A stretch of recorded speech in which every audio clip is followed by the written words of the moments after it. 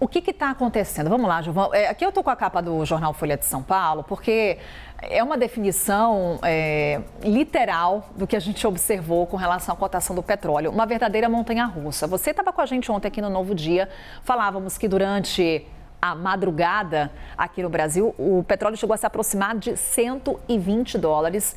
Durante o Novo Dia, ele estava na faixa dos 104 dólares a cotação do barril tipo Brent. Olha só aqui, no gráfico, a gente consegue visualizar bem o que aconteceu com o petróleo. Olha só, aqui a Folha traz para a gente entre os dias 8 e 9 de março. Portanto, chegou a 119 dólares o barril e depois a gente terminou o dia com essa cotação, 89 dólares o barril tipo Brent. Muito baseado no que o Donald Trump disse, só que foi uma declaração contraditória, como a gente acompanhou na análise do William Vac, como a gente também destaca no jornal Folha de São Paulo. Gilvan, qual foi a leitura do mercado financeiro para que isso acontecesse?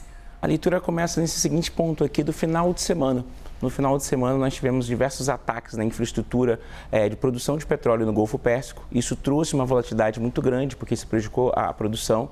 E aí, essa volatilidade já fez na manhã, na madrugada mesmo, eu vim acompanhando com outros investidores, analistas, o preço disparar para 120 dólares.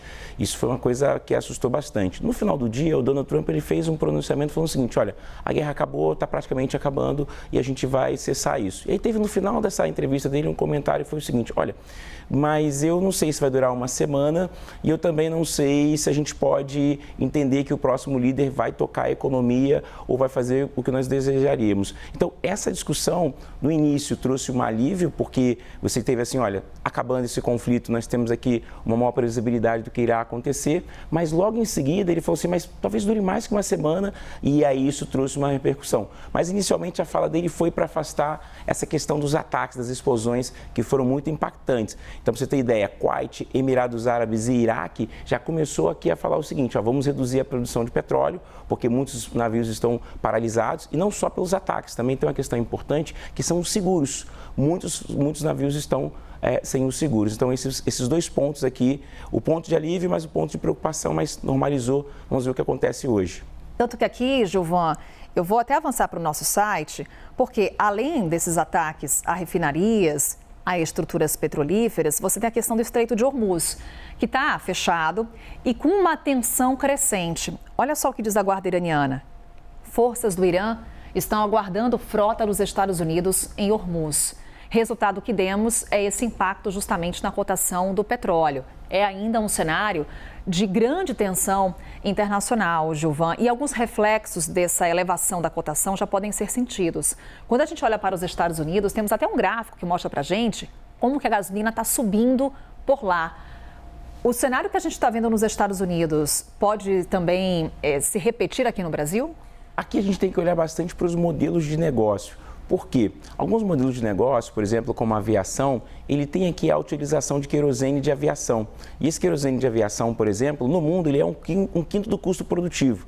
Aqui no Brasil isso representa mais de 40%. Então, esse é um modelo de negócio que usa muito a questão de um derivado do petróleo. Quando a gente olha para a economia, você sabe que qual foi a promessa de campanha do Donald Trump na sua eleição? Olha, nós não iremos destruir o poder de compra das famílias americanas, nós iremos ter isso, e era uma questão do Biden ali ter deixado um pouco de inflação no ar. E aí quando ele começa, logo em novembro, que é um ponto importante dessa guerra para a sua eleição agora, no meio do mandato das duas casas, Câmara e Senado, se ele traz uma incerteza, se ele traz muita volatilidade, se ele deixa o custo de vida muito produtivo, isso é ruim. Então, quando você começa a ver o americano, que é um grande consumidor de petróleo, que é um pouco diferente, ele usa muito o Canadá para fazer essa produção para os Estados Unidos, e você fica assim, olha, e eu estou tendo mais inflação, o que aconteceu? Quais são os impactos? Pô, esse governo não é muito bom e ele pode ter essas derrotas. Então, esse custo produtivo nas famílias pode ser uma coisa que mude a campanha. E o quanto que isso pode até influenciar os planos de Donald Trump. O que nesse momento Estados Unidos e demais países têm nas mãos para lidar com essa alta do petróleo? Agora a cotação está em 91 dólares, o barril tipo Brent. Para a gente ter por referência, essa cotação há cerca de um mês era de 60 a 70 dólares o barril, Gilvan. O que nesse momento, hoje é 7, tem nas mãos? E o Brasil também consegue driblar esse cenário de que forma? O trabalho da Petrobras em ser uma grande empresa dedicada à exploração em alta profundidade acaba nos passando aqui uma tranquilidade nesse primeiro momento. A Petrobras, nos últimos 50 anos, fez diversos investimentos e é reconhecida por isso. E com a descoberta do pré-sal, você consegue aqui ter uma produção.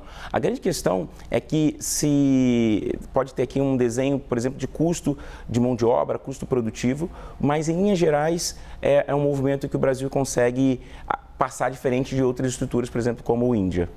Gilvan Bueno, acordando cedo aqui com a gente no CNN Novo Dia. Ele é comentarista do CNN Money. Que prazer te ter aqui, viu, Gilvan? Venha sempre. Eu que agradeço. Uma ótima programação.